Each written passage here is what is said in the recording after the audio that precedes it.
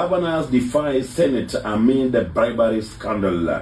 Yani wanasema kwamba ile kamati ya magavana wameweza kuamua kwa kauli kwamba watakuwa wanakataa kufika mbele ya Senate, na wamedai wamekuwa wakiitishwa hongo, na pia wanadai kwamba wamekuwa wakizingiziwa katika mambo ya audit, kuweza kuangaziwa kwamba eti wamehusishwa na mambo za ufisadi na mambo kama hayo.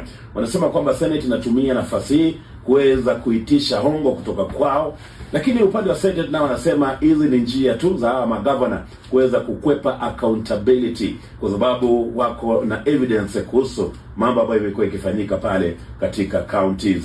Kwa hivyo ni swala ambalo huenda shangaza wengi, kwa sababu shughuli ya Senate ni kuweza kumulika counties ama kuhakikisha kwamba zile fedha ambazo zinatengewa counties zinatumika kulingana na utaratibu na kulingana na sheria, pamoja pia na utaratibu ambazo zimewekwa pale.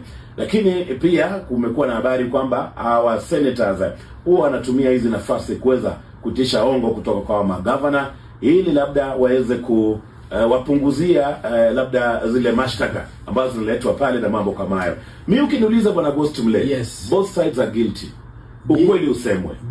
Najua Senate sitaki kusema kwamba lina evidence lakini tumesikia habari kwamba hawa magavana akikuja pale huwa lazima watoe kitu ili muweze kupunguza maneno yao, kwa sababu sometimes unapata kesi vile imeletwa pale na ukisoma zile evidence zao zimetolewa, alafu baadaye unasikia eti governor ana makosa. Ana makosa namna gani? Na tumesoma evidence ambayo imeangaziwa pale.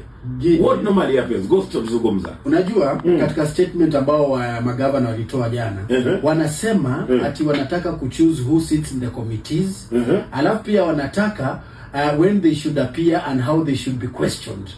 Yani gavana wanataka hivyo. Yani wewe ni mshtakiwa, yes, umeenda mahakamani, yes, unataka uamue nani ndio magistrate, yes, nani ndio prosecutor, yes, ndio uende mbele ya mahakama. Yes. Is it possible? It's not possible. Na kwa sababu naona Senate pia wamesema ikiwa kama governor wanakuwa na mambo ya wanasema kwamba kuna senator wameweza kuongwa, watoe hawa majina. Wataje. Wataje ni kina nani na ni nini? Na walitisha ngapi? Unaelewa?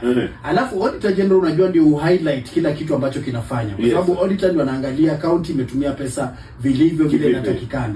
Na ni jukumu la Senate kuweza kufanya haya mambo. Kwa hivyo mimi nafikiria si vyema magavana kuweza kujificha katika hiyo mambo.